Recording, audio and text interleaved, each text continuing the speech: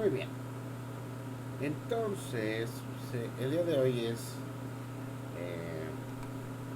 tenemos programada la última de estas sesiones de microtalleres para pues, homogenizar los conocimientos, digamos, introductorios del tipo de análisis que hacemos en el laboratorio. Y pues esto va a ser un tema que mucha de la gente que trabaja con nosotros, especialmente quienes trabajan sobre todo con Enrique, que trabaja mucho con el tema de redes de coexpresión, pues va a ser importante tener una visión, un conocimiento fundamental de cuál es la forma o de qué representan estas redes de coexpresión, ¿no? Y entonces, pues la idea, el tema de hoy, lo que vamos a estar revisando, es esta noción de inferencia probabilística de redes. Cómo es que podemos tener un conjunto de datos y a partir de ese conjunto de datos, con diferentes observaciones, hacer representar esas dependencias estadísticas como una red y aprovechar el conocimiento que ya tenemos, por lo menos el día de ayer, de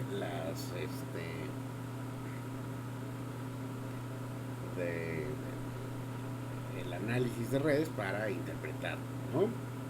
Entonces, algunos pocos disclaimers. Esta sesión en particular fue la armé para un workshop que se dio para apoyar a la gente refugiada de Ucrania. Entonces las láminas están en inglés y algunas de esas van a estar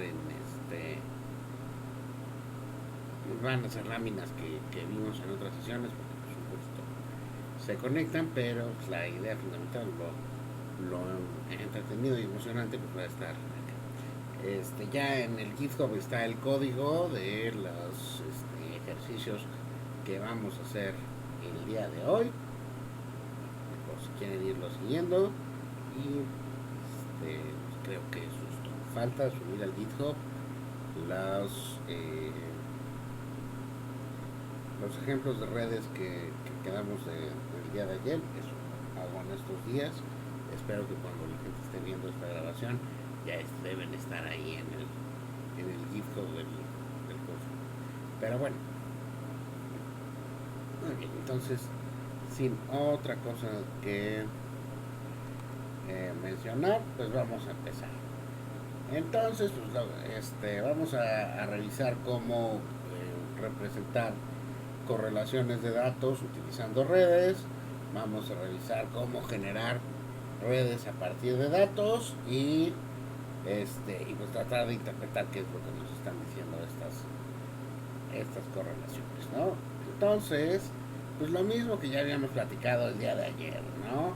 Esto se pone en un contexto de sistemas complejos y entonces pues nos vamos a estar enfocando. La idea es representar este tipo de sistemas complejos en los cuales hay muchos elementos que pueden estar interactuando entre ellos, representarlos con un objeto grafo, con un objeto de red que podemos estudiar, interpretar, manipular utilizando las herramientas de ciencia de redes que ya hemos empezado a conocer.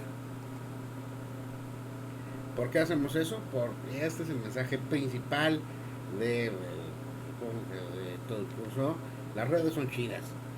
O sea, la flexibilidad del modelo de red es tal que pues, nos da mucha libertad para hacer muchos tipos de análisis. Entonces, pues es un paradigma bastante práctico, flexible, útil, adaptable, etcétera.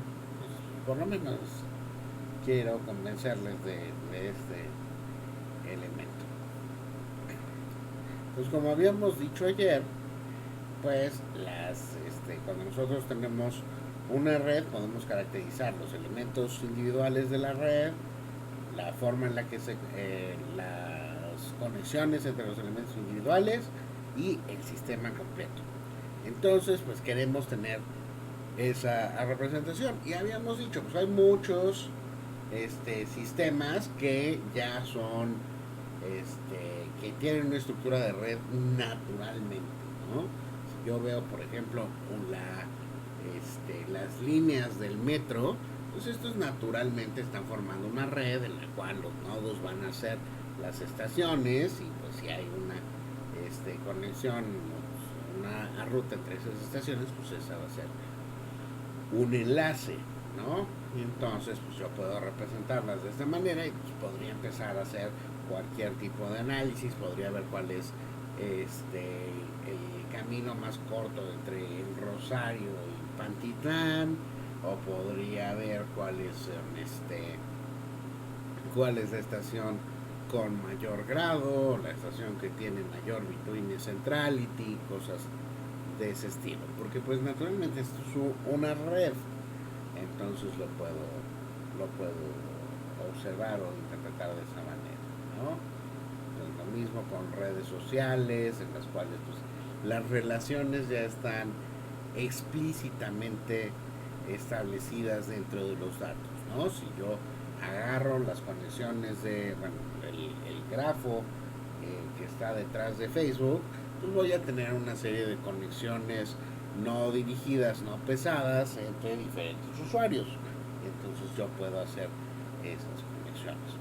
Me han dicho que la gente joven como ustedes ya no utiliza Facebook, entonces supongo que debo adoptar las láminas a los tiempos, pero bueno, imagínense que Facebook sigue siendo relevante.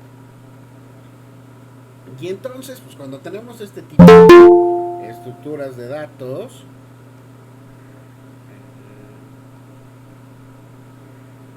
pues estas son bastante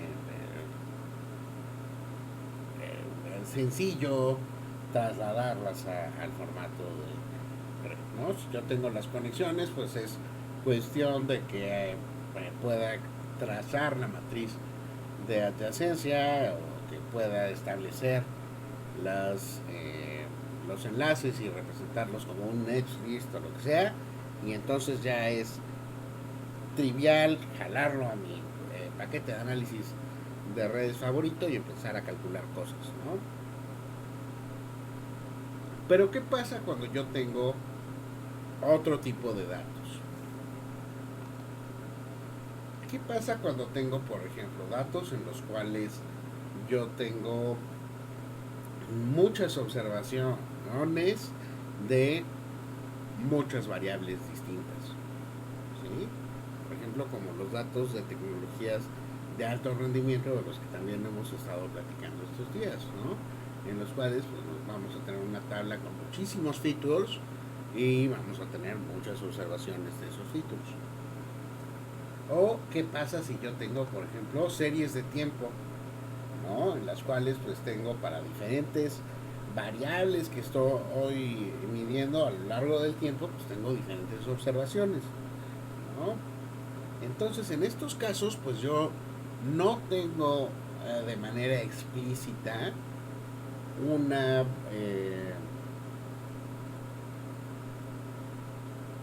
definición de relaciones entre las diferentes variables.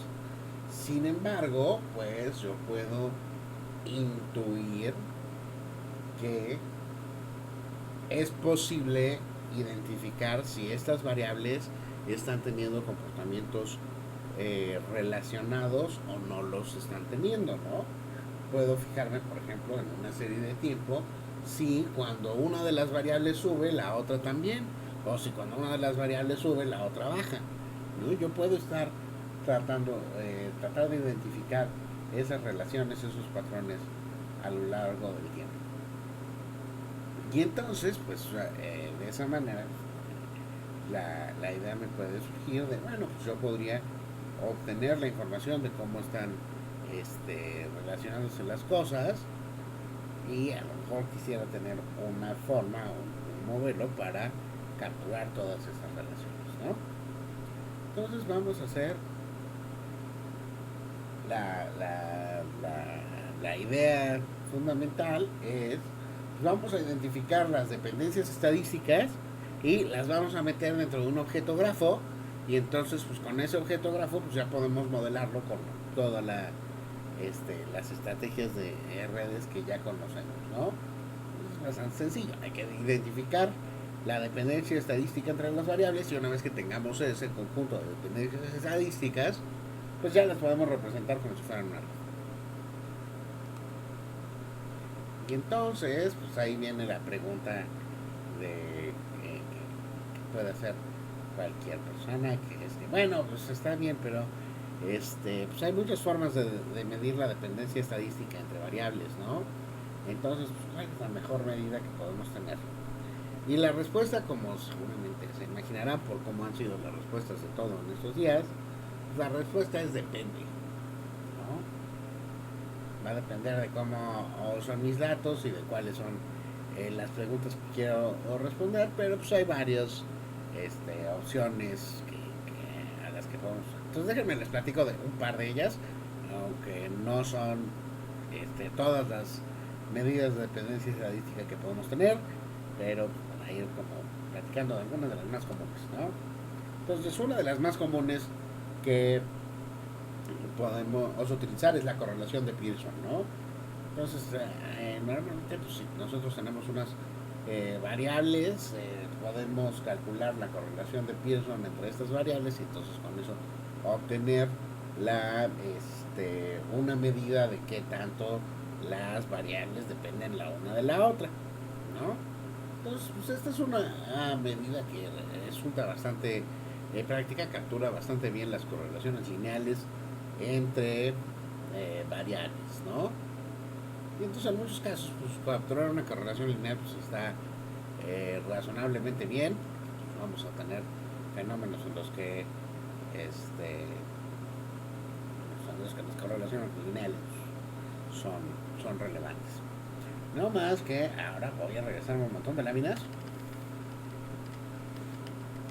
A lo mejor no vieron en esta imagen acerca de los sistemas complejos, pero pues, una de las propiedades principales de los sistemas complejos es que suelen tener dinámicas no lineales. Entonces, pues, posiblemente en algunos casos, pues, capturar relaciones lineales pues, no va a ser suficiente para lo que queremos, para capturar pues, toda la fenomenología que estamos usando. Entonces, pues, en esas líneas, pues, alguien puede decir, bueno, pues entonces, ¿qué tal si usamos una correlación de Spearman que pues, está capturando rangos? Pues sí, pero también va a estar capturando relaciones lineales y pues, no necesariamente el rank order va a ser suficiente como para capturar, ¿no? Entonces la gente sale como, bueno, como tus datos no están distribuidos normalmente, pues ya mejor hazle un Spearman, pero realmente eso no es una justificación suficiente como para moverse de pie a una Spearman. Entonces también la podemos utilizar y si tenemos datos que podamos tener rankeados, pues Spearman va a ser una buena opción, pero pues igual si las diferencias en el rank order no van a ser necesariamente particularmente pues, si las diferencias sobre todo en el ranking de variables en niveles muy intermedios, pues eso me va a generar correlaciones o anticorrelaciones espurias, ¿no? Entonces, pues, si estas medidas de correlación no son suficientes, pues ¿qué es lo que quiero venderles el día de hoy? O sea, hay algunas métricas que pueden ser más robustas dependiendo del tipo de datos. Una de ellas, en la que me voy a enfocar ahorita más, pues es la información mutua. La información mutua pues es una medida de dependencia estadística que está basada en teoría de la información. Entonces pues está capturando la entropía del sistema, o sea, qué tanto una variable puede estar describiendo el comportamiento de la otra variable, ¿no? Entonces la definición de la fórmula es esto, ¿no? La información mutua para dos variables independientes pues va a ser la suma de las probabilidades conjuntas por el logaritmo de la probabilidad conjunta entre el producto de las probabilidades marginales, o sea, la probabilidad de que cada observación suceda en la una o la otra cosa, ¿sí? Entonces, posiblemente este es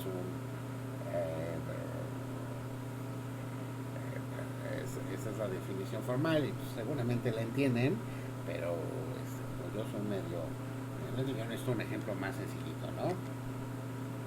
Entonces, bueno, bueno, antes de eso, este, la parte importante de esto es que se puede demostrar que si uno tiene observaciones de una variable aleatoria y tiene suficientes observaciones, entonces con suficientes observaciones la distribución de probabilidad eh, empírica de esos valores va a converger con la distribución de probabilidad real y entonces eso permite, la idea aquí es que si nosotros tenemos muchísimas observaciones, entonces podemos construir los valores de recuperar estas probabilidades individuales a partir de las muchas observaciones que tenemos, ¿no? Si tenemos muchas observaciones de una variable, pues podemos tratar de reconstruir la información, la probabilidad y por ende calcular la información mutua a partir de eso. Entonces, como les decía, pues esto puede estar muy abstracto, entonces déjenme poner un ejemplo baboso. Entonces, en mi ejemplo sencillo voy a tomar dos dados, ¿no? Y a esos dados, para fines del ejemplo, les voy a poner diferentes colores. Entonces tengo un dado rojo y un dado azul, ¿sí?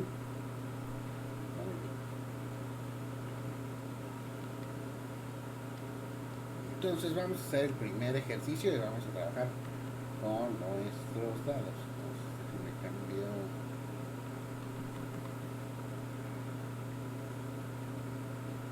de posición aquí.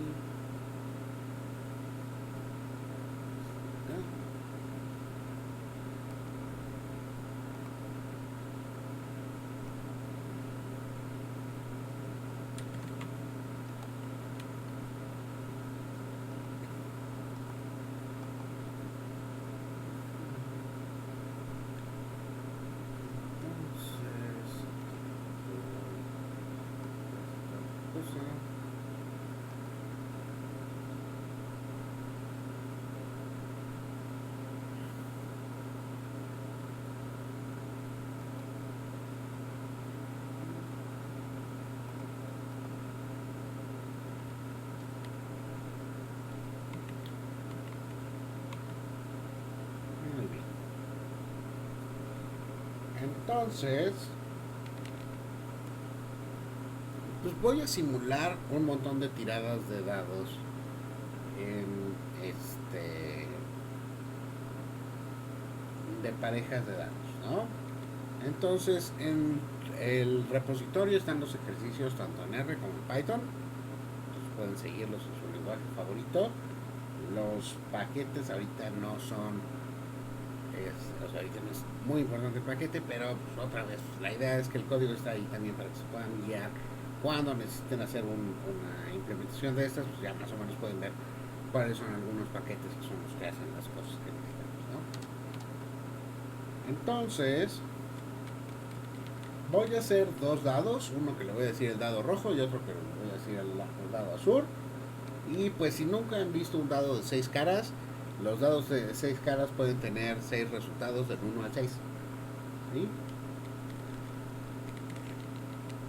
Entonces voy a tirar ese dado, cada uno de mis dados, 50,000 veces, ¿no? Pues es un buen número de tiradas.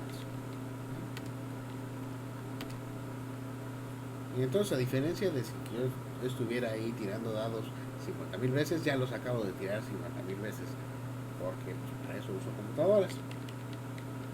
Muy bien, entonces ahora voy a poner estos dados en un solo objeto aquí.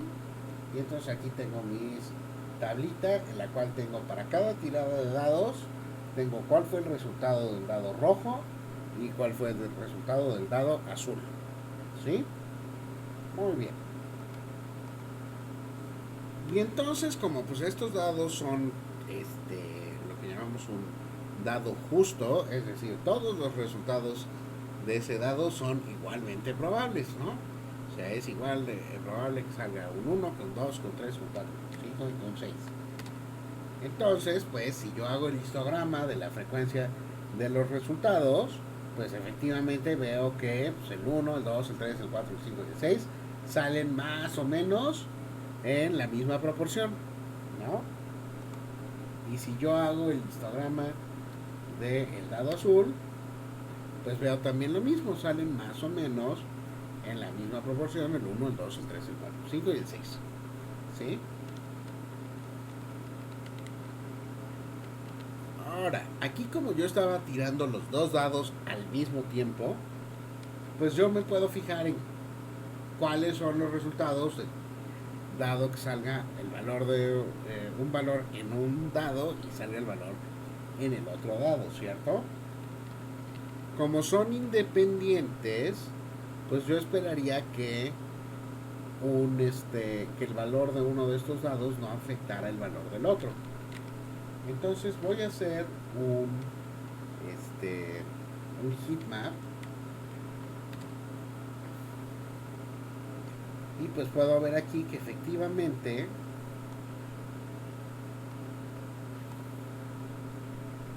la probabilidad de que salga una combinación de un valor en el dado rojo y un valor en el dado azul es más o menos la misma, ¿no? Más o menos en todas las combinaciones pues tienen una probabilidad como de 2.7, ¿no? De 1 en 36, ¿sí?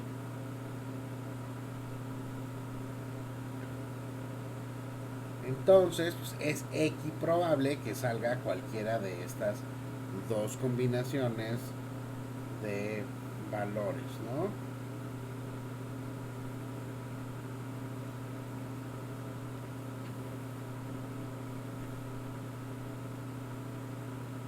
Pregunta que no tiene que ver tanto con esto, pero tiene que ver mucho con esto. ¿Alguien de ustedes sabe jugar a los dados?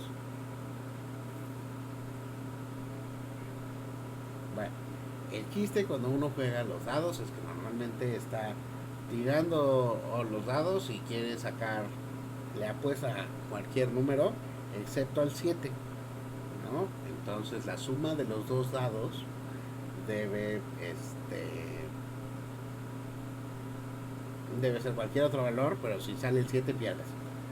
Y la cosa es que pues, la suma de 7 es la más probable porque es la diagonal, ¿no? O sea, 6 y 1, 2 y 5, 3 y 3, 4 y 2, 5 y 1 y 3 y 4, 4 y 3, 5 y 2 y 6 y 1 suman 7. Y entonces pues hay más opciones que suman 7 que las del resto. Entonces pues es más probable que salga 7 que salga cualquier otra combinación. Y por eso la casa siempre gana, ¿no? Entonces la probabilidad de que salga un valor de 7 pues es la suma de todas estas probabilidades que va a ser menor de las otras. ¿Va? ¿Y por qué les estoy hoy enseñando a jugar a los dados? Porque resulta que en lo que yo estaba preparando estas diapositivas fui un genio e inventé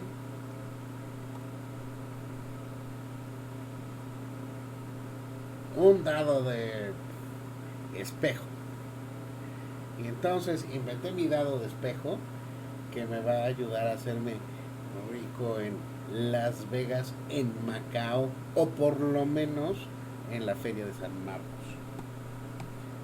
Y entonces este dado de espejo es un dado mágico, por supuesto, que me va a permitir hacer un truco sucio. Y ese truco sucio es el siguiente.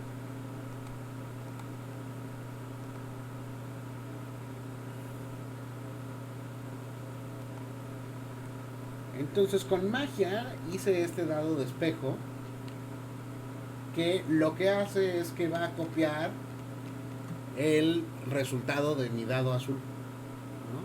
O sea, en lugar de tirar mi dado rojo y mi dado azul, ahora voy a tirar mi dado azul y mi dado de espejo.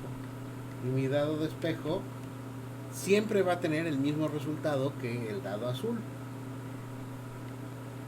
Uno podría decir que mi dado de espejo depende del resultado de mi dado azul. Podría decir que depende estadísticamente del resultado de mi dado azul, ¿no? Entonces, si ahora yo agarro y veo cuáles son los resultados de tirar mi dado de espejo y mi dado azul, puedo ver que siempre que salga el valor 1 en el dado azul, siempre voy a tener 1 en el dado de espejo, porque para eso es un espejo.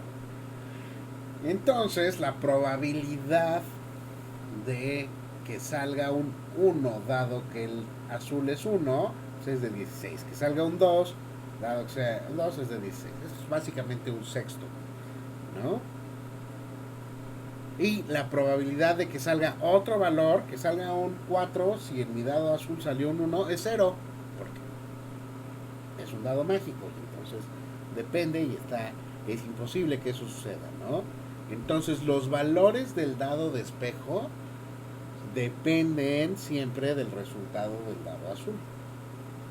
Y entonces, pues estas probabilidades independientes siguen siendo independientes, pero la probabilidad conjunta cambió, ¿cierto? Y ahora esa probabilidad conjunta me está reflejando la dependencia estadística entre las dos variables, ¿sí? Si yo tuviera este dado, entonces me haría súper rico, porque no, si siempre salen en las parejas, nunca va a salir el 7 y solo le he puesto estos valores y me voy a ser ultramillonario, ¿no? Pero más allá de eso, pues me está mostrando con un ejemplo forzado cómo se ven variables que son completamente independientes y cómo se ven variables que son completamente dependientes la una de la otra, ¿no? Y entonces, pues yo con estas tablas puedo estar capturando puedo estar eh, sí, observando cómo se ve esa distribución marginal y esa distribución conjunta de valores de probabilidad, ¿no? Entonces, con dados es muy fácil porque los valores son discretos, ¿no? Solo puedo tener 1, 2, 3, 4, 5, 6.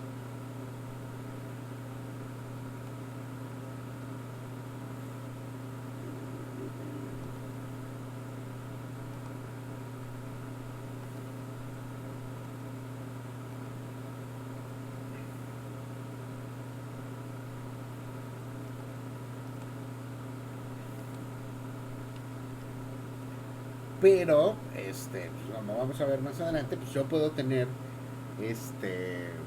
puedo utilizar o puedo encontrar formas de representar estas distribuciones conjuntas de probabilidad, tanto para variables discretas como para variables continuas, ¿no? Y entonces, pues, teniendo esta información, o sea, así como puedo tener dados, yo puedo tener muchas otras aplicaciones distintas, ¿no? O sea, si yo tengo, por ejemplo, posiciones de objetos en un mapa, yo puedo también describir esto en términos de probabilidad de que dos objetos se encuentren dentro de la misma cuadrícula dentro de un mapa, ¿no? O sea, yo puedo decir, bueno, ¿qué tan probable es que mi celular y el celular de Enrique Hernández estén en la misma colonia en un cierto momento del día, ¿no? entonces lo puedo calcular y lo puedo observar. Algunas personas tienen ojos en el cielo que pueden ver dónde están los celulares y entonces podría saber eso, ¿no? Podría colocalizar cosas y calcular la dependencia estadística entre dónde están las cosas en el mapa. Yo puedo calcularlo para series de tiempo, que es lo que decíamos, ¿no? Si el día de hoy mi, mis acciones de la compañía X valen 1,000 pesos y mis acciones de la compañía Y valen 800 y el día de mañana las acciones valen 2,900, pues yo puedo ir sacando qué tan probable es que la acción X valga tanto cuando la acción Y valga tanto otro, ¿no? Y pues el tema que atañe más a este laboratorio pues es la parte de la regulación de genes, ¿no? ¿Qué pasa si yo tengo al gen X y al gen Y expresados? ¿Qué tanto es probable que si tengo mucho del gen X también tenga mucho del gen Y, ¿no? Entonces ese es el tipo de aplicación que podemos utilizar, ¿no? En particular, pues el nuestro pues es que tiene que ver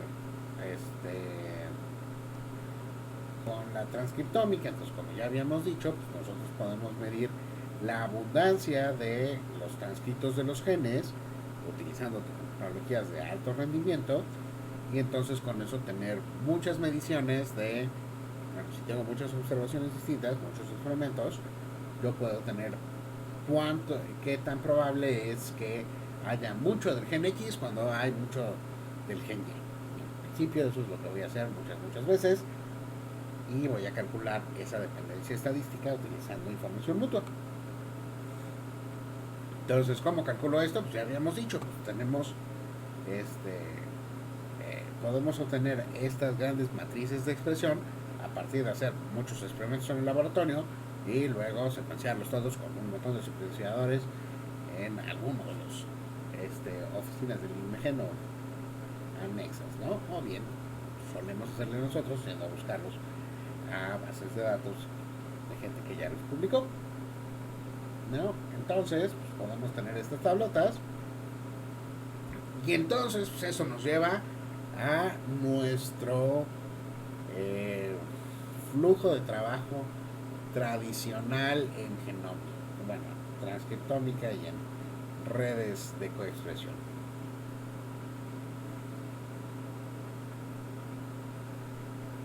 Generalmente nuestro flujo se puede resumir en estos cuatro pasos. Nuestra materia de entrada va a ser una matriz de expresión, ¿no? Y digo, esta matriz de expresión, para hacerlo más general, va a ser cualquier matriz en la cual tengamos muchas features y muchas observaciones, ¿no? Para que no se sienta excluida la gente que está haciendo encefalogramas, pues se puede parecer a un montón de series de Electro, ¿no? Pero pues en este caso estamos usando el ejemplo de transcriptómica, ¿no? Entonces vamos a tener nuestra matriz de expresión, muchos genes, muchas observaciones. A partir de esta matriz, nosotros vamos a construir una matriz de similaridad. Esa matriz de similaridad es esta matriz de dependencia estadística que estamos calculando la información mutua para todas las parejas de variables, ¿no? Entonces, pasar de una que tiene genes y observaciones, vamos a pasar a una matriz cuadrada que tiene genes contra genes. Luego, esta matriz cuadrada vamos a poder, va a ser una matriz que va a tener pesos, ¿no? Porque esos pesos están representando qué tanto se parecen los genes los unos a los otros. Entonces a esta matriz le vamos a pasar un filtro y ahorita vamos a platicar de los filtros y hay varios filtros distintos que podemos pasarlo. Pero este filtro lo que nos va a estar diciendo es cuáles de estas parejas nosotros consideramos que son están significativamente correlacionadas o que dependen estadísticamente. Entonces con este filtro pasamos de una matriz pesada a una matriz binarizada donde vamos a tener ceros sí decimos que las cosas no dependen de entre ellas, o unos sí decimos que las variables dependen entre ellas. Y por supuesto que si yo tengo una matriz cuadrada en la cual tengo entradas binarias, pues ya es de lo que hemos visto esta semana, pues uno puede decir, oye, pues esta matriz es equivalente, se ve igualita a una matriz de adyacencia, ¿no? Entonces, si yo tengo una matriz de adyacencia, pues ya tengo una red y entonces ya tengo un objeto grafo con el cual puedo representar este sistema en cuestión, ¿no? Entonces, la idea fundamental de lo que hacemos cuando estamos haciendo esta reconstrucción eh, de redes de coexpresión, ¿sí? ¿Dudas? Porque este es como el, el punto crítico de lo que hacemos en el labo, sobre todo la gente que hace esto de las redes de coexpresión.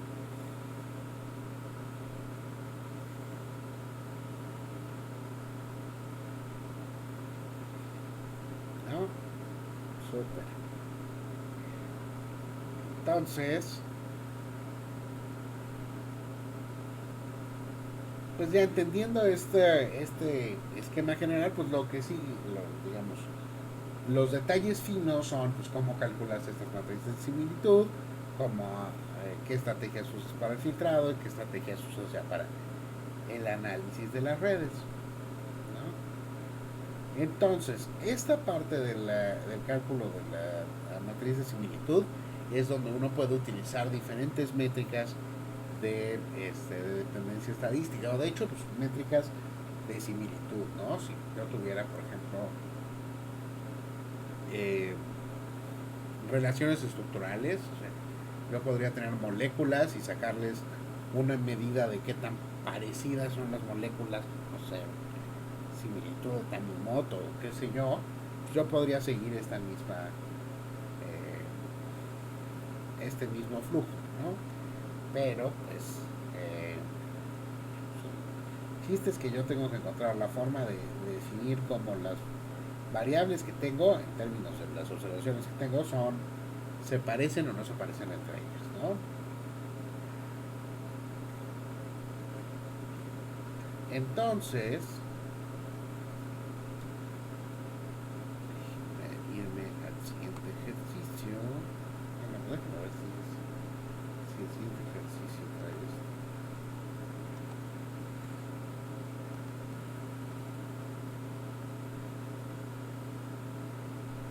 Ah, sí.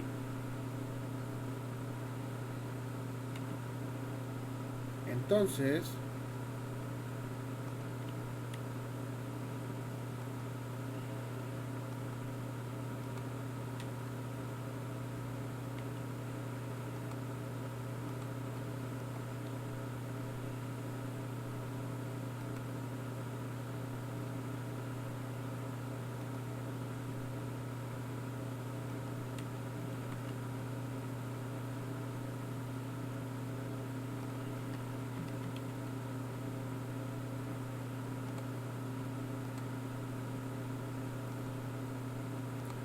lo que vamos a hacer ahora es tomar una matriz de expresión y vamos a reconstruir esta matriz de dependencia estadística en términos de información múltiple.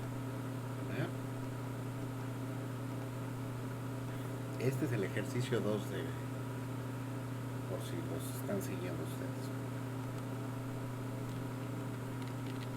Entonces, voy a cargar las bibliotecas que necesito y en el GitHub está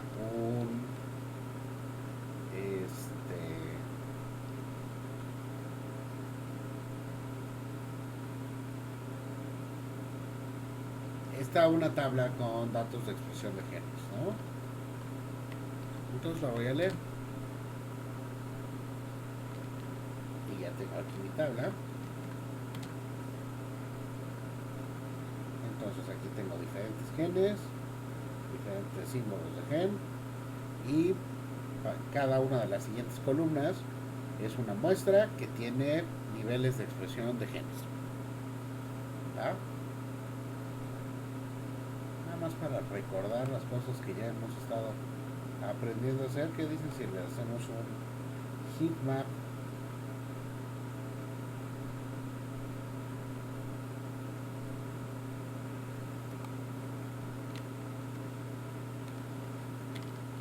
Voy a copiar los datos del código que hicimos otra vez.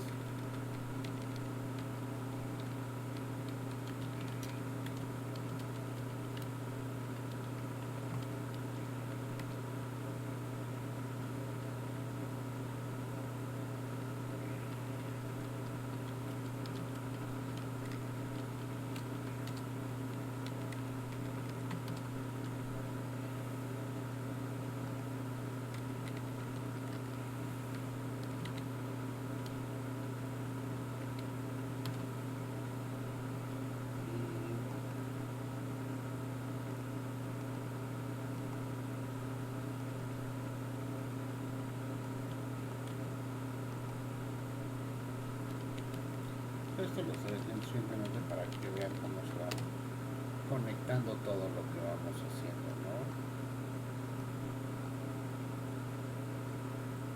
Entonces, pues este es más o menos como se vería mi matriz de expresión de esos genes de estas muestras en las que he estado trabajando, ¿no? O con las que voy a trabajar ahorita. Pues es una matriz de expresión que podría tener por ahí. ¿Ah? Entonces, lo que voy a hacer ahora sí ya para trabajar y para hacer el cálculo de mi información mutua, pues es que primero voy a tomar mis datos, que están en X, y los voy a convertir en una matriz, porque voy a necesitar eso en formato de matriz. Acuérdense lo que les había dicho, mucho de nuestro trabajo, nada más estar haciendo estas conversiones de archivos para poder llegar al input que necesita una función determinada, ¿no? Entonces aquí ya tengo los mismos datos de expresión, pero en un objeto matriz. Y les voy a poner nombres de renglones. Y ahora, esta es la parte importante del proceso de cálculo de información mutua. La información mutua, como habíamos dicho con el caso de los dados, pues la podemos definir en una matriz cuando tenemos valores discretos, ¿no? O sea, si son 1, 2, 3, 4, 5, 6, pues yo puedo contar cuántas veces salió 1 en el dado y cuántas veces salió 5 en el dado, ¿cierto? Cuando yo tengo valores continuos, pues es más difícil contar cuántas veces salió 7.8 cuando salió 3.3, ¿no? De hecho, pues va a haber muchas combinaciones, infinitas combinaciones, dependiendo la precisión que tengamos de valores que pues nunca van a aparecer, y entonces pues nuestra distribución de probabilidad va a tener huecotes, y pues cuando las distribuciones de probabilidad tienen huecotes, pues pasan cosas malas, en general cosas como dividir entre 0 malas. Entonces, para poder hacer los cálculos, pues necesitamos que estos valores estén discretos, ¿no? Y entonces ustedes me van a decir, oye, pues, ¿cómo le vas a hacer para pasar una variable continua y hacerla discreta? Pues uso un discretizador. Entonces, lo que voy a hacer aquí es usar un discretizador. Voy a agarrar mis valores de expresión para cada gen. Están aquí.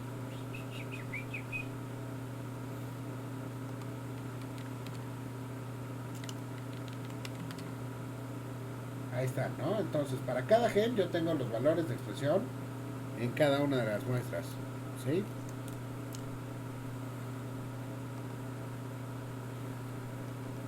Y entonces lo que voy a hacer es pasar de estos valores a ponerlos en en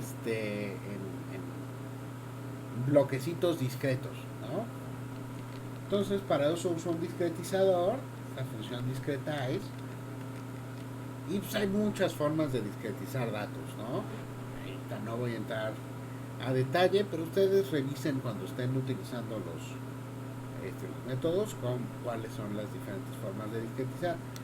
Aquí voy a usar una que se llama, o una estrategia que se llama utilizar frecuencias iguales, ¿no? Entonces voy a tratar de que todos los huequitos tengan más o menos el mismo número, todos los bloquecitos tengan más o menos el mismo, entonces que sea como del 0 al 100 pues, tenga 100 observaciones, del 101 al 200 tenga 150 observaciones.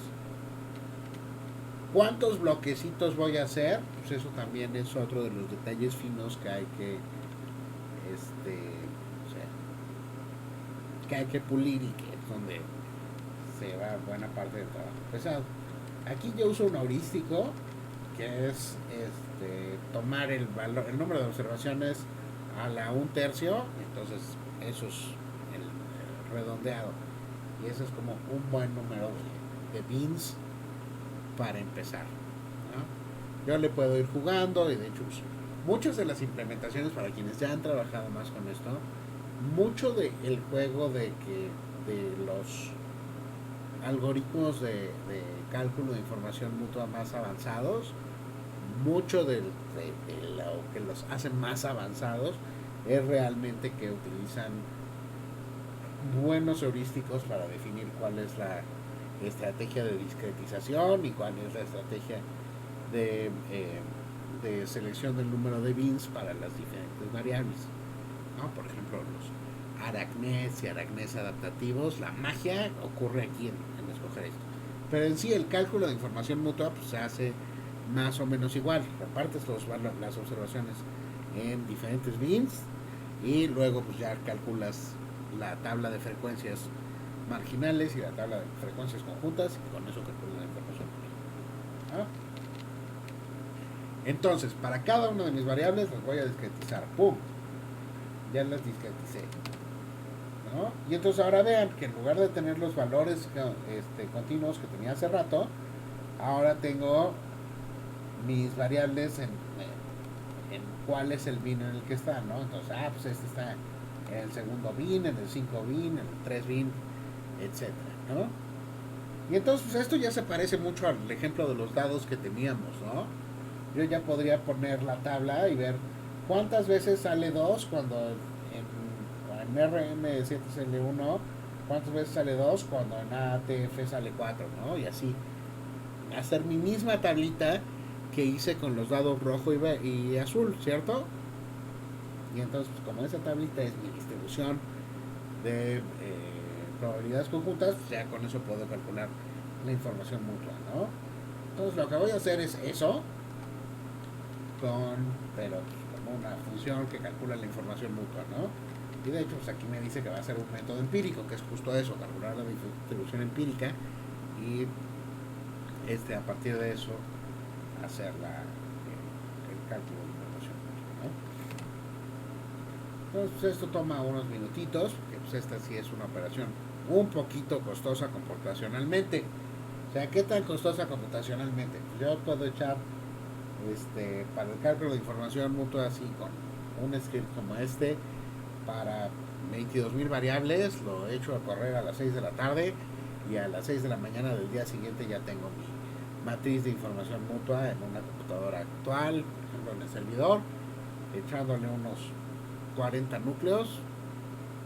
Eso va a tardar unas 12 horas, ¿no?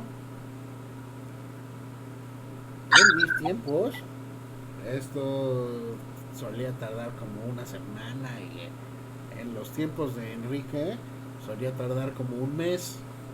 Entonces sean felices de que viven en los tiempos modernos con con los recursos de cómputo que tenemos ahora, para que ahorita este tiempo que tengo que llenar en lo que se hace el cálculo realmente es trivial y es muy Una pregunta, doctor, perdón. ¿Qué pasó, José? Arachnid ya discretiza los datos. Sí, lo que te decía, Aracne pues tiene el paso Ok, de discretización de datos sí, incorporado en el cálculo. El Aracne clásico usa una estrategia, creo que también de este usa un bandwidth fijo. Entonces, bandwidth es el tamaño de este bit, ¿no? Y entonces lo que definen es qué tan amplio es el bin para cada una de las variables. Y el Aracne AP hace un bandwidth adaptativo, entonces hay algunas que tienen un bandwidth más amplio y otras que tienen un bandwidth más chico. ok, gracias. De nada. Y bueno, ya terminó de correr mi mi cálculo y entonces ya tengo mi matriz, ¿no? Entonces ya tengo una matriz en la que es una matriz cuadrada en la cual tengo valores de información mutua entre cada una de las variables, ¿no? Entonces ya hice mi cálculo. Esta es mi matriz de similitud que me dice qué tanto se parecen dos variables entre ellas, ¿sí? Se hace, esa es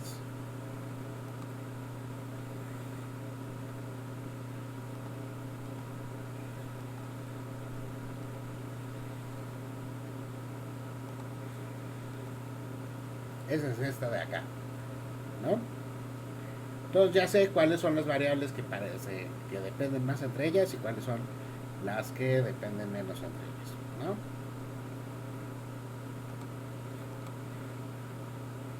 Entonces ya resolví esta parte de la ecuación.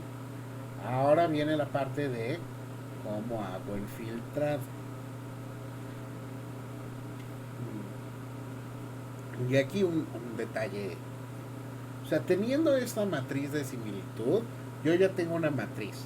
Y esa matriz pues, yo la puedo estudiar con toda la álgebra matricial que ustedes quieran y hay muchas eh, propiedades interesantes que se le pueden sacar con análisis espectral de matrices y todo ese tipo de cosas que nos pueden dar mucha información acerca del fenómeno también. Ese es un abordaje que no es un abordaje de redes. Ajá. Pero no es pero puede ser interesante, de hecho, en algunos casos puede ser más interesante que el abordaje de redes, ¿no? Entonces, esta matriz de similitud puede ser muy interesante y la podemos estudiar de otro modo. Ahora, si nos queremos ir a utilizar nuestras herramientas de redes, pues vamos a tener que pasar de esta matriz de similitud a un objeto de grafo. Para eso, pues vamos a tener que definir cuáles son las variables que consideramos que efectivamente están correlacionadas y cuáles son las que no. Es decir, tenemos que implementar un paso de filtrado.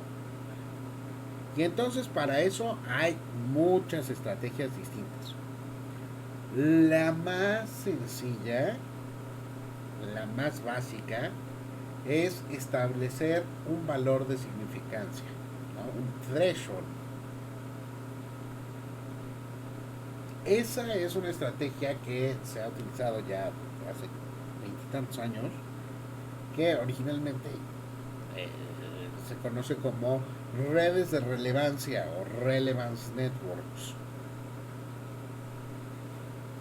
Entonces, la estrategia es muy sencilla. De hecho, muchos de ustedes la han hecho. Es que no les habían dicho que se llama así. Vamos a tomar todos los valores de información mutua que calculamos en nuestra matriz de información mutua y vamos a sacarles el histograma. En general, es muy probable que este histograma tenga alguna forma, posiblemente una forma como esta, una forma pasosa, ¿no? En la cual vamos a tener muchísimas observaciones que tienen un valor chiquito de información mutua. Y luego vamos a ver que va a haber poquitas observaciones que tienen valores de información mutua muy altas. Entonces nosotros nos vamos a fijar en esta distribución y vamos a establecer un punto de corte. Y entonces vamos a decir, arriba de este valor voy a considerar que los elementos están conectados. Voy a ponerles un 1 en la matriz. Y abajo de este valor voy a considerar que los elementos no están conectados. Voy a poner un 0 en la matriz. ¿Sí? Y entonces de esa manera establezco cuáles son los enlaces que mantengo en la red y cuáles son los que no considero que cruzaron el umbral de dependencia estadística. La lógica que justifica que esto funciona razonablemente bien tiene que ver con que la información mutua es proporcional a el valor de significancia a que podría obtener de hacer una permutación de las variables, ¿no? Entonces estos que relacionan razonablemente bien para saber qué tanto de veras me saldría ese resultado para esa pareja de variables si yo las mezclara muchas veces, ¿no? La formulilla es esta. El valor de información mutua es proporcional a E a la menos alfa, que es un parámetro que tiene que ver con el número de muestra y la información mutua, ¿no? Entonces, en general, escala más grande, o sea, la información mutua se hace más grande mientras más número de muestra tienes, pero en general pues, siempre se va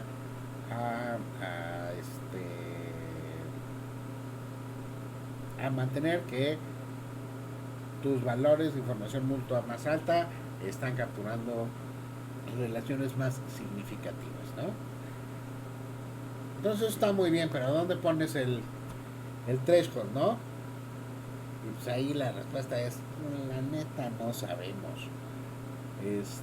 Dependiendo del fenómeno, pues necesitarías saber más o menos dónde estás capturando cosas que conoces del fenómeno, ¿no? Entonces, pues, establecer dónde se pone el punto de corte no es trivial y es un problema abierto y pues, se tiene que resolver para cada una de las, para diferentes tipos de fenómenos. Por ejemplo, para redes genéticas en cáncer de mama, o sea, así de específico, nosotros hemos trabajado mucho con esas y entonces más o menos ya sabemos que entre el percentil 99 y el 999 la estructura topológica se mantiene más o menos y se capturan las propiedades globales del sistema y entonces este es un buen acercamiento para hacer los cortes de las redes en ese escenario. Pero para otros fenómenos pues, habría que hacer más pruebas y encontrar nuevas estrategias, ¿no? Doctor, pronto una duda. Entonces, como que el acercamiento para establecer este threshold ha sido de manera empírica ver que en diferentes órdenes de magnitud se conserva la arquitectura de la red, ¿cierto? Más o menos esas. O sea, digamos que ese es después de mucho tiempo encontramos que esa era una estrategia que podíamos seguir, ver cuál era el intervalo de órdenes de magnitud donde no veíamos una transición de fase en ciertas de ciertas propiedades globales. Ok, y bueno, en su contexto específico de cáncer de mama, particularmente en otros fenotipos de cáncer, se tendría que hacer, bueno, se podría hacer el mismo acercamiento, se tendría que hacer el mismo acercamiento para establecer o justificar ese threshold. O sea, tendrías que hacer el mismo acercamiento, o sea, tendrías que definir que ese acercamiento te está preservando lo que, o sea, que tu modelo sigue siendo útil para los fines que a ti te interesan. O sea, en este caso, como a nosotros lo que nos interesaba era la comparación de estructuras globales, pues queríamos ver que esas estructuras fueran estables, validarlo en tus fenotipos y entonces ya plantearlo, ¿no? O sea, porque puedes decir, pues esto tiene un valor de significancia equivalente a punto 0001, pero eso pues, no te dice mucho, ¿no? O sea, realmente Claro. tienes que establecer qué es lo que está capturando tu red con ese threshold. Ok, y también se puede hacer en este caso cortes pues con base en, no sé, en acercamientos biológicos. Si tu fenómeno se sabe que tales y tales genes, en este caso hablando de matriz de expresión, están afectados por esta patología, se puede hacer cortes, por ejemplo, decir, se incluyeron los enlaces relacionados con estos genes característicos, por ejemplo. No sé, pensemos en cáncer, ¿no? Y que en tu threshold no estés contemplando ATP53, ¿no? Uh-huh. Entonces, un corte, por ejemplo, con base al conocimiento biológico, podría decir, bueno, se incluyeron los enlaces o algunos enlaces que en este orden de magnitud que contemplen ATP53. ¿Ese también podría ser válido o sería justificable? O sea, puedes hacer eso y también le puedes poner mayonesa al espagueti, ¿no? O sea, puedes hacer todo en la vida, pero ese acercamiento pues ya no está siendo tan sistemático, ¿no? O Sí, sea, eso sí. esa es la cosa. Podrías establecer otro modelo de construcción donde digas, voy a quedarme con todos los enlaces de TP53, pero en ese caso, pues ya para qué hiciste el cálculo de dependencia estadística, ¿no? Si ya a fuerza estás poniendo los de TP53. Pero relacionado con eso, ahorita vamos a ver una estrategia que a lo mejor podría ser útil para si tuvieras una situación como la que estás describiendo. Espérame tantito y ahorita Sí, llegamos gracias. Sí, sí. a eso. Ok, entonces déjame ver si quiero hacer el ejercicio de una vez.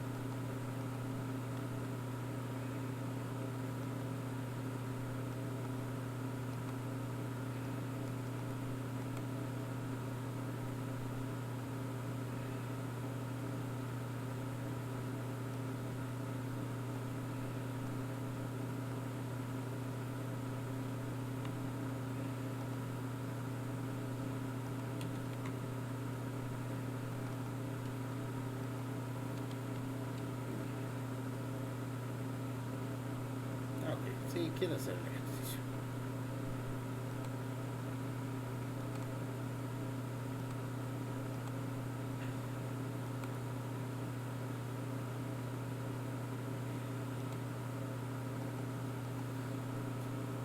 Entonces, voy a cargar mis bibliotecas de redes y voy a leer esta matriz de información mutua que ya habíamos calculado. Ya leí. La voy a hacer matriz porque la acabo de leer de la red otra vez.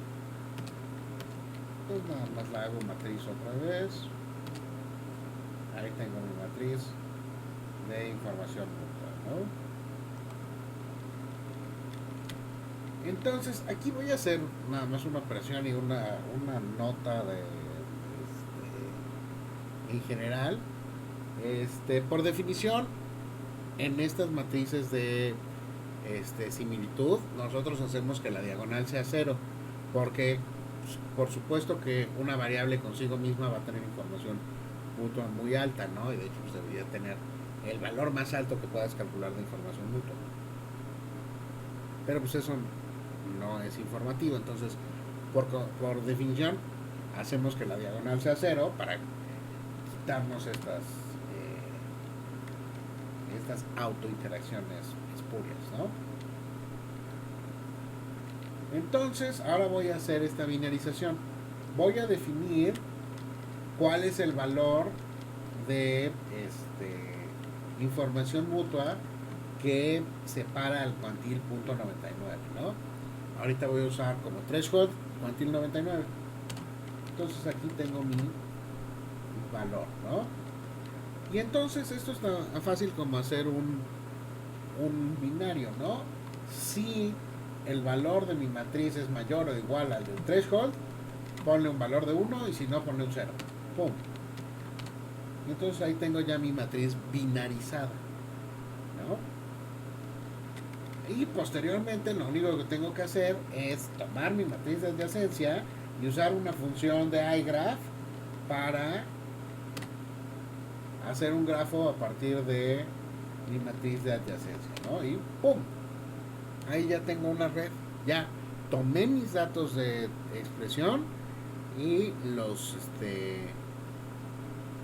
calculé información mutua, los binaricé y ya tengo un objeto red, ¿no? Un objeto que tiene 378 nodos, 572 enlaces. Aquí una persona bien hecha le pondría los demás genes con con grado 0, ¿no? Pero ahorita pues,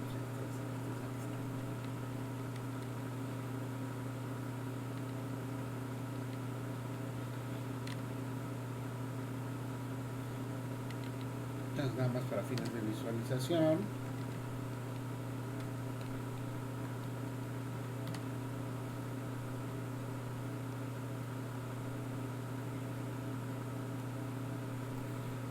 Listo, aquí está mi red, ¿no?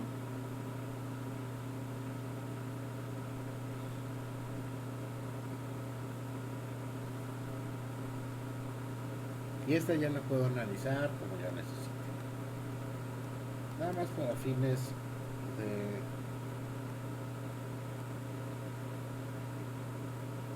exploración. ¿Qué pasa si usamos otro threshold? ¿Qué pasa si usamos 95?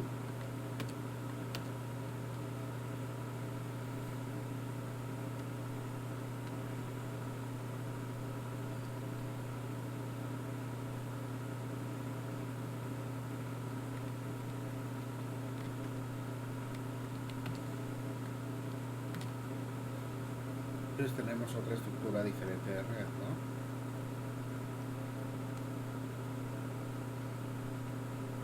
Entonces pues aquí habría que explorar cuáles son las propiedades que se preservan, cuáles son las que no, cuál es el threshold que está capturando mi mejor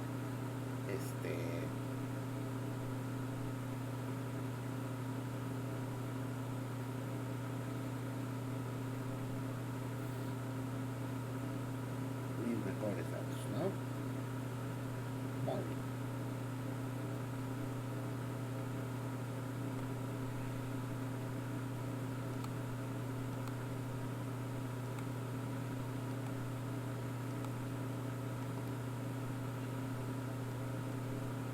Entonces, decíamos, hay otras formas de hacer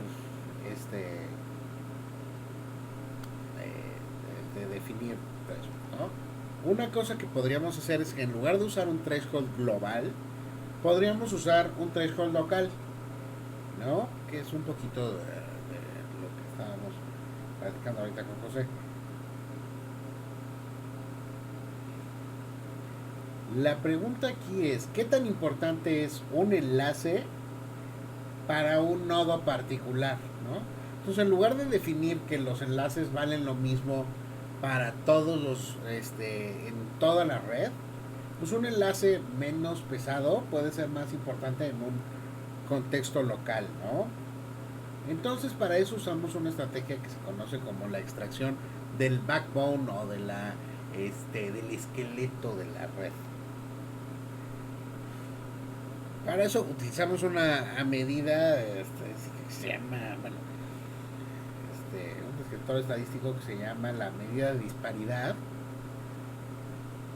que básicamente nos está diciendo qué tanto está qué tanto uno de los enlaces es más notable dentro del contexto de de los nodos a los cuales es adyacente.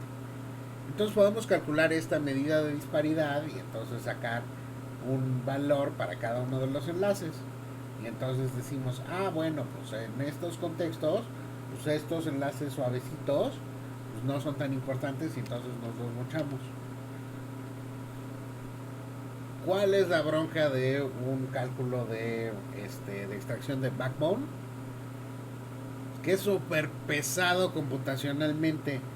Para la gente que hace cosas de algoritmos, es casi O, de hecho es O a la N cubo, ¿no? Entonces para calcularlo para toda la red hay que hacer toda la combinatoria de 3 de los nodos. Entonces pues, si tengo muchos nodos, pues esto va a ser muy pesado computacionalmente. Y si mal no recuerdo, no había forma de paralelizarlo porque hay uno de los.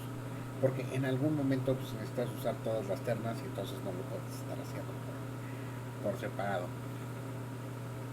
Entonces, es pesado computacionalmente. Pero pues, puede ser útil. Entonces, no lo vamos a correr porque digo que es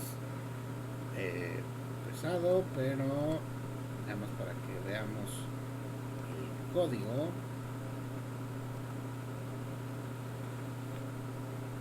Aquí también viene cómo calcular el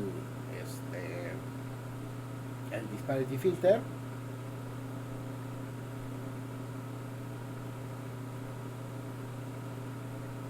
De hecho, para nuestra red, para nuestra matriz grandota está el ejemplo, ni siquiera es con nuestra matriz, es con una red aleatoria porque sí es muy pesado.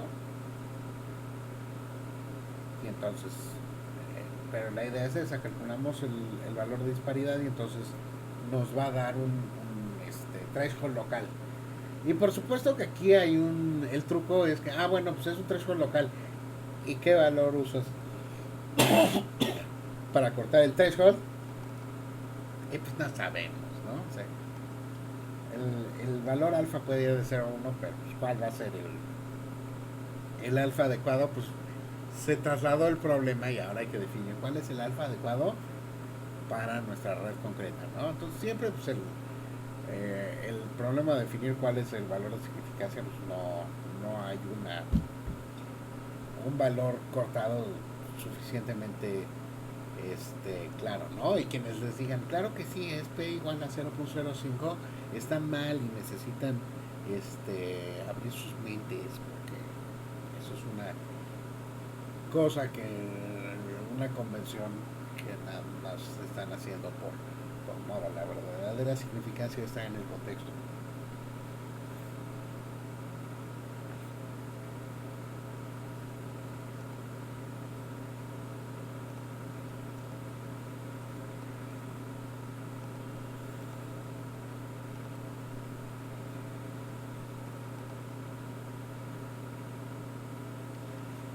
Ok, entonces podemos usar un threshold local o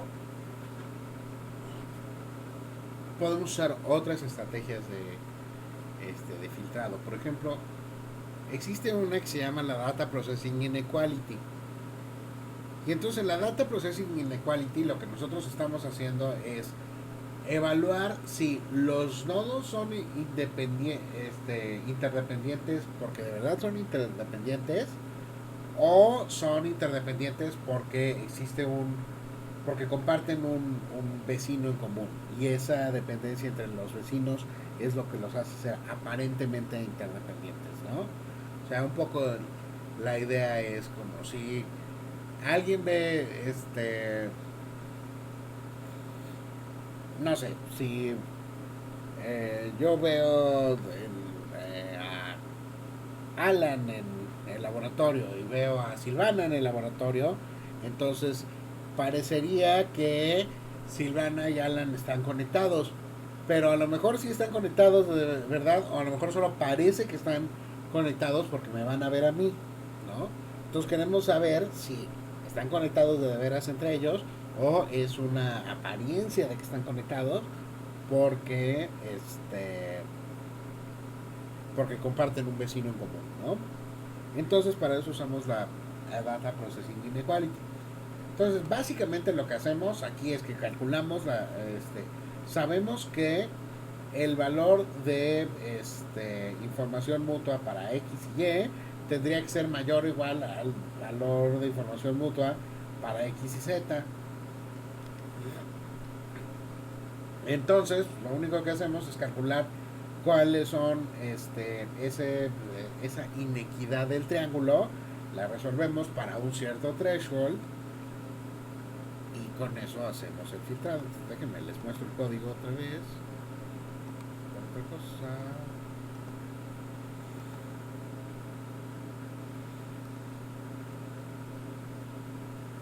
Entonces lo que hacemos es fijarnos en todos los tripletes y entonces digo, pues si los valores de información mutua para si la diferencia entre los valores de los enlaces es menor a un cierto threshold que yo establezco, pues entonces considero que es un enlace indirecto y lo quito,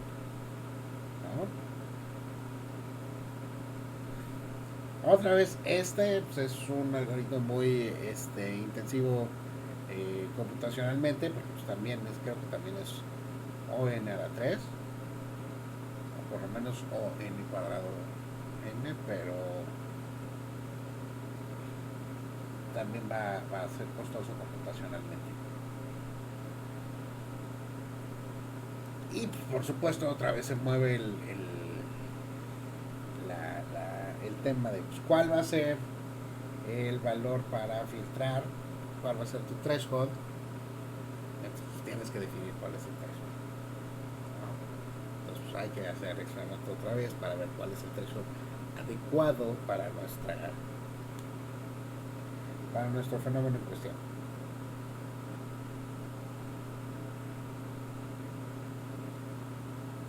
Punto súper importante, súper importante, remarcado con resaltador amarillo y subrayado en rojo y negritas, y sobre todo para las personas que usan Aracne. Y observen cómo despectivamente usé comillas Aracne. Aracne, el algoritmo de reconstrucción de redes genéticas, es un algoritmo de reconstrucción de redes genéticas que consiste de 3 pasos. La discretización de variables, el cálculo de información mutua y la implementación de la Data Processing Inequality. Cuando alguien hace Aracne, hace esos 3 pasos y obtiene una red que siguió esos 3 procesos. Si alguien usa el engine de Aracne para calcular información mutua y luego filtra por un threshold, está haciendo Relevance Networks, no está haciendo Aracne. Usó es como decir que si yo calculo 4x5 usando Excel, estoy haciendo Excel. Es exactamente lo mismo, ¿ok? Entonces, no es Aracne si no tiene el Data Processing Inequality. Usaron la implementación de información mutua de Aracne, órale va. Pero Aracne no es si no hay Data Processing Inequality, ¿ok? Ese es el regaño.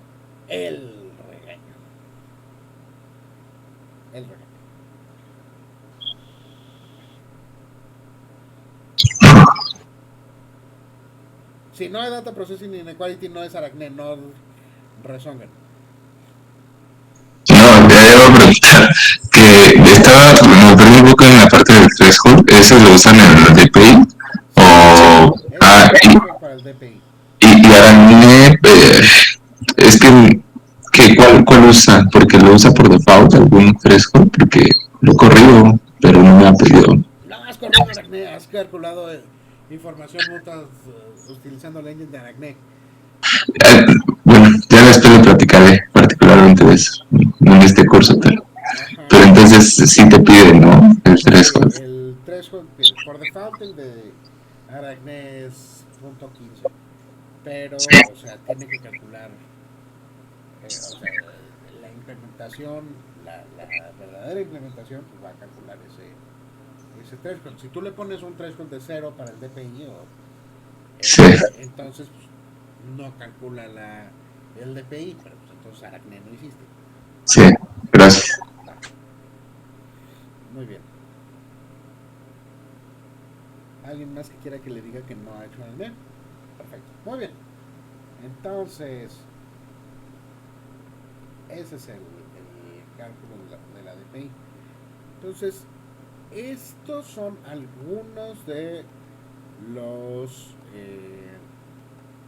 de las estrategias que podemos tener para para hacer el filtrado de las redes. Existen otras, sí, existen otras. Podrían plantear ustedes una propia ad hoc para su sistema. Sí, claro, y si la pueden justificar está bien. O sea, finalmente pues todos estos son modelos que tendrán una serie de alcances y limitaciones definidos por la persona que los plantea, ¿no? Si, como decíamos hace rato, si yo quiero hacer el modelo de todos los del vecindario de P53 y yo quiero, y entonces defino que en esta red van a estar este, todos los genes del cromosoma 8 y todos los genes que tengan información mutua mayor a .5 y todos los genes que empiezan con X, pues se vale, ¿no? Es su modelo. Sirve para algo, ustedes tendrán que defender para qué servirá, ¿sí?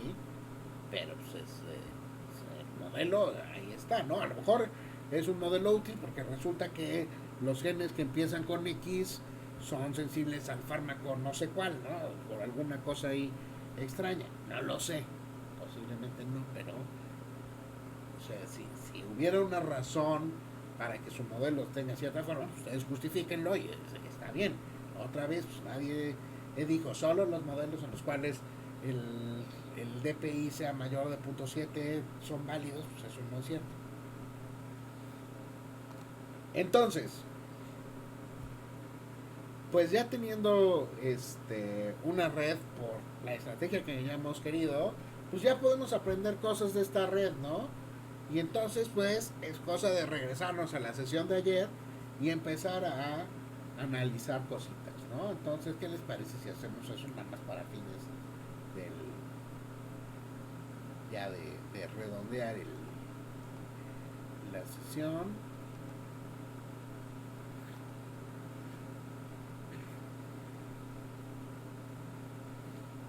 Entonces es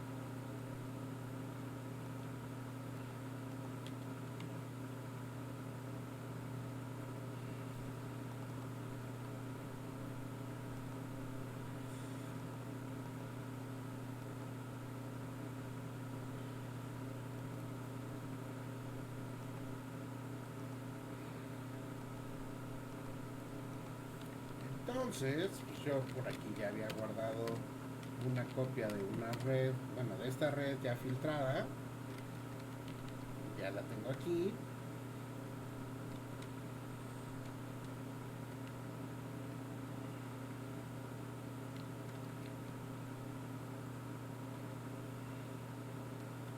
Y entonces pues voy a hacer los cálculos de cosas que ya había calculado el día de ayer, ¿no? Entonces voy a calcular los pesos y acuérdense de lo que habíamos dicho ayer. Como aquí mis pesos me están representando similitud, voy a dividir el valor de los pesos entre 1 para que cosas más similares estén más cerca entre ellas, ¿no? Y entonces pues voy a sacar mi matriz de caminos más cortos.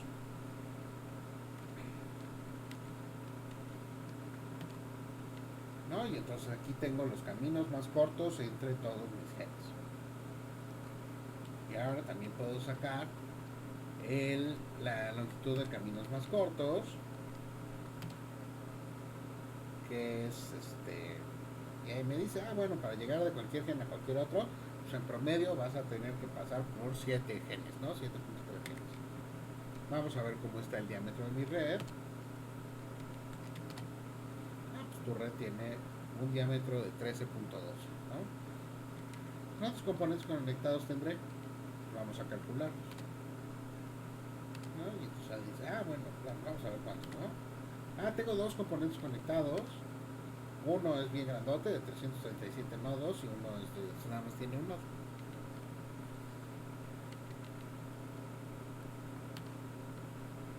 Vamos a ver el grado. Vamos a ponerle el valor de grado a mis genes.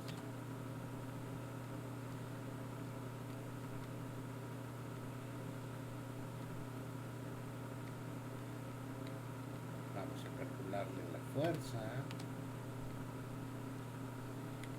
Between the centrality.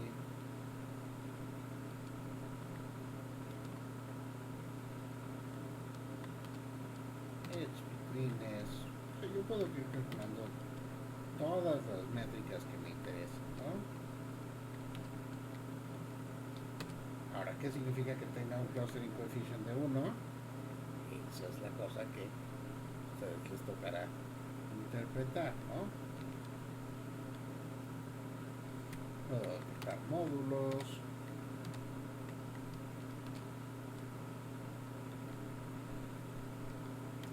Con diferentes algoritmos.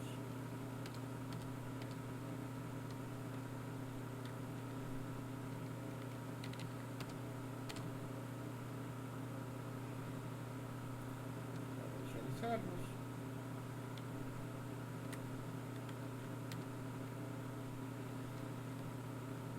Y ya para terminar, puedo hacer una visualización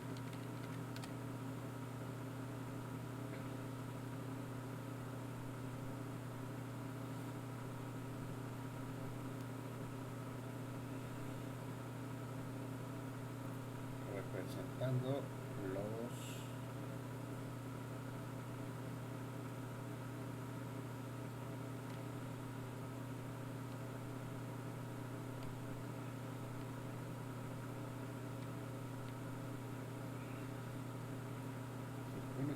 puse una tarjeta gráfica bonita a ese servidor para que esto corriera rápido.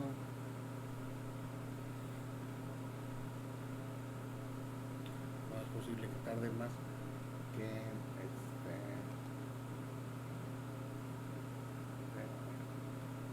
ahorita va a salir una visualización, ¿no? Pero la idea es pues, justo esto, ¿no? Ya teniendo esta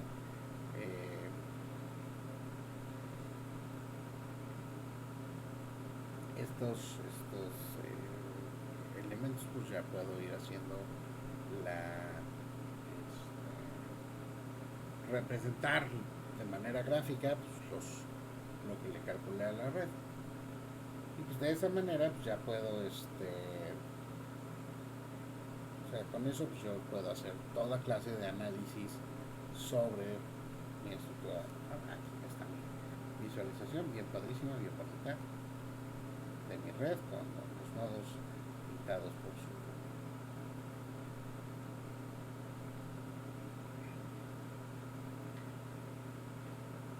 y entonces pues la idea, o sea, en resumen pues eso es ¿no? Ustedes pues, tendrán la capacidad de hacer este tipo de análisis, de empezar a hacer este tipo de enfoques de aproximaciones. Con esto pues, digamos que tuvieron un primer acercamiento a la parte técnica de cómo se hace estos diferentes procesos que, como les digo, son cosas que hacemos muy regularmente en este grupo de trabajo, pues son muy usadas, y pues que la idea de estos micro talleres es que aprender la técnica de estas cosas no sea tan demandante de tiempo, ¿no? O sea, que puedan echarle un ojo a estos videos o a las láminas o a los GitHubs, y pues más o menos ya sepan, este es el código que necesito, y más o menos se debe ver así, y entonces empezar a trabajar alrededor de ello, ¿no? La parte de digamos, de la interpretación teórica, pues también fue un poquito darles ese contexto de pues, qué es lo que están representando cada uno de esos de esas métricas, y qué es, por qué calculamos una, no la otra, ¿no? Entonces pues ya saben calcularlas, ya saben hacer las grafiquitas, y pueden empezar a jugar un poquito con el código, y mejorando las cosas. La parte que queda pendiente es justamente cómo este análisis técnico de datos que ya aprendieron a usar, cómo se conecta pues con la parte fenomenológica que deberán estudiar.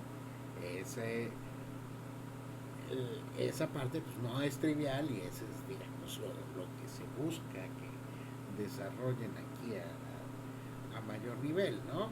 Cualquiera puede picarle a la maquinita y sacar, el gen más conectado es P53. Sí, eso no requiere este, mucha lógica, bueno, mucho conocimiento.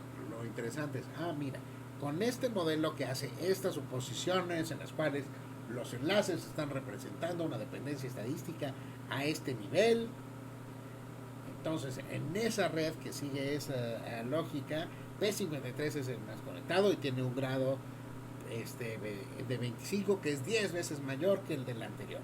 Y eso quiere decir que bla, bla, bla. Y si lo comparas con este otro modelo o con este modelo nulo, pues entonces eso tendría que decir que tienen que pasar estas cosas para que esto se cumpla. Y eso tiene una implicación biológica por esto, esto y esto, ¿no? Y pues esa es la diferencia entre explicarle estas cosas y realmente estar haciendo un trabajo de biología computacional interesante y rescatable, ¿no? Entonces, pues la intención de estos tallercitos fue justo esa, que pudiéramos tener este acercamiento a las primeras digamos primeras aproximaciones a tecniquitas que hacemos mucho en el laboratorio. Ya las recetitas pues están en el GitHub, y más o menos las podemos ir siguiendo, y más o menos se pueden ir guiando de ellas, ¿no? Pues también la idea es que aquí podemos fomentar la colaboración. Entonces, seguramente alguien ya avanzó más en una que en la otra. Lo que les decía desde el primer día, habrá gente que Linux ya se lo sabe de arriba abajo, y habrá gente que Linux no lo había visto en su vida. Entonces se pueden ir guiando de uno del otro, echarse la mano, y entonces pues, que aprendamos todos en conjunto, y podamos hacer ciencia abierta, libre y colaborativa, que pues, es la misión de este equipo. ¿Dudas, preguntas, comentarios, sugerencias, chistes, chismes, anécdotas?